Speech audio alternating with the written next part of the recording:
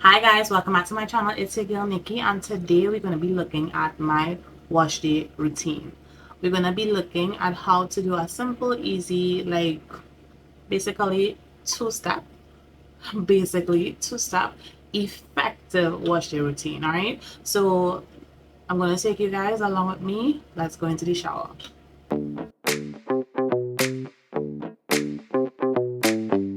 Before we get there, let me walk you through the products that I'm going to be using. So first of all, I'm going to go straight, and I don't use a pre-poo because I think my hair is full of oils and stuff enough. I don't need to do that. So I'm using these two products. It's the 8888 is the brand.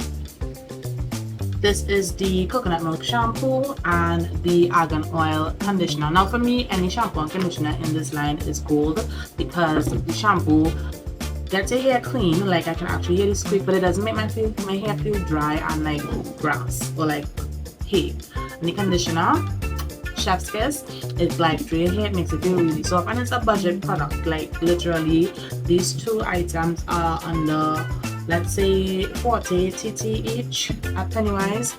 Next up, I'm gonna be showing you guys this comb. This comb is a great comb to use in the shower. You can hook it around your shower. You can have it around your shower head, and it has no seams. I don't know if you can tell. Yeah, it has no seams, so it does not break up your hair, it does not pull your hair.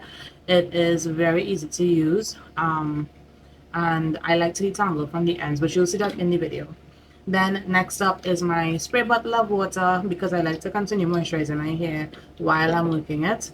Then I also have my shea butter, which I use like a moisturizer slash leave-in conditioner, even though it's more heavy, but that's good for my hair because I have high porosity hair, which high porosity hair means your hair is more thirsty, so you can handle heavier products. Then lastly is my Ayurvedic mix oil mix, I should say. Yeah, so there's a little bit of sediment to the bottom, but it's not enough for you to feel it when you apply it to your hair. And then finally, I use some gel. I'll be making a video on making some flaxseed gel soon because I want all of the ingredients and products that I use in my hair to be helpful for it. And nothing is wrong with this gel, but I don't think that it does anything for the health or life of my hair. So for that reason, I'll be doing something with flaxseed or chia seed soon because those two are protein rich ingredients. In any case, let's continue on to my routine. I'll be walking you through it. All right, so we're starting off in the shower. So for those of you who don't know, I had a mini twist hairstyle in my head for about 3 or 4 days, and then I opened it up to like a twist out. So I don't use combs or brushes in my hair except for my edges during the week until I wash my hair. So this will be the first time that I'm using a comb in my hair. So I'm making sure that my hair is fully saturated. Now in between I will also be like getting one or two of the little untwisted twist out because some of them were not taken out properly. So while I was washing or while I was combing, I felt little knots in between, and I had to go in to get them out before I burst them or rip them out of my hair. So as you can see, I'm making sure to get my hair fully saturated first before adding any product in. My hair is high porosity. It is very moisture greedy, right? So I'm making sure that it gets all the water all through, and my hair is pretty thick as well. So yeah. Okay, so please don't mind all the awkward eye contact I'm giving the camera. I'm simply trying to make sure that my phone does not fall off of the ledge. Here I am going in with the 8888 shampoo, and I'm going to be trying to rub that all over without getting in between my hair shaft or hair strands too much because I don't want to rip out the hair. Like I said, it's been in a twist out for about another 3 or 4 days, so it has a lot of knots and tangles in it. Not necessarily from any manipulation, but rather from just being open, and the twist itself would have gotten tangly at the roots. I have that kind of hair, so I'm just trying to gently apply the shampoo throughout my entire head without disrupting any knots too much. So be careful on this first round. All right, so we're rinsing and we're going again, and We're just making sure that all of the first set of soap comes out of the hair properly, and then moving on to a second lather.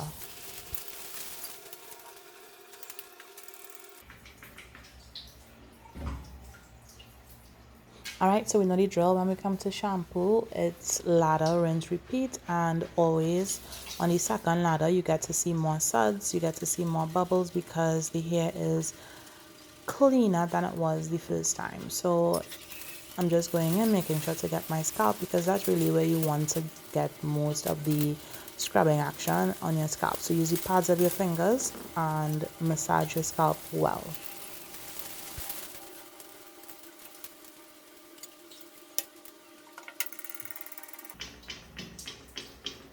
Okay, so now on to my favorite part, which is conditioning. And for now I don't really do deep conditioning because, like I said, my hair is not damaged yet because it's pretty much new growth, and I've had my hair in a lot of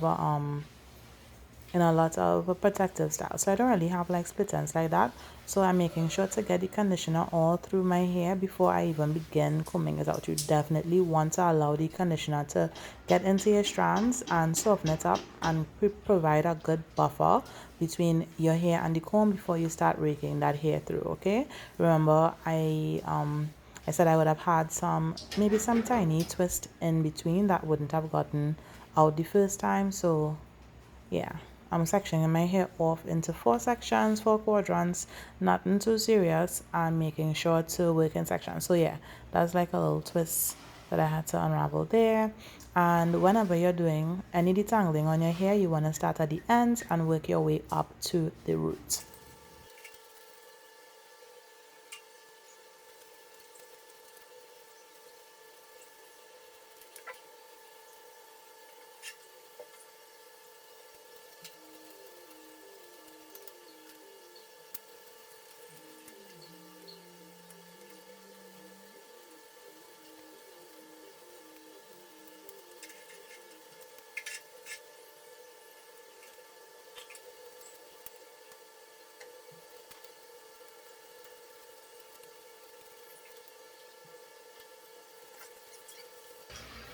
Alright, so now I'm rinsing out the conditioner. And as you can see, I can now rake my fingers through my hair with no problem. No tangles, no anything.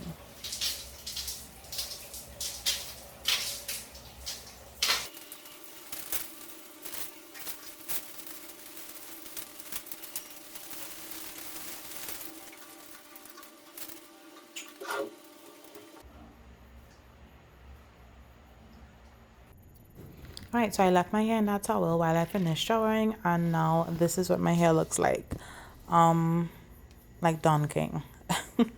So I'm showing you what I'm about to be using, but you already know what I'm using because I showed you in the intro. So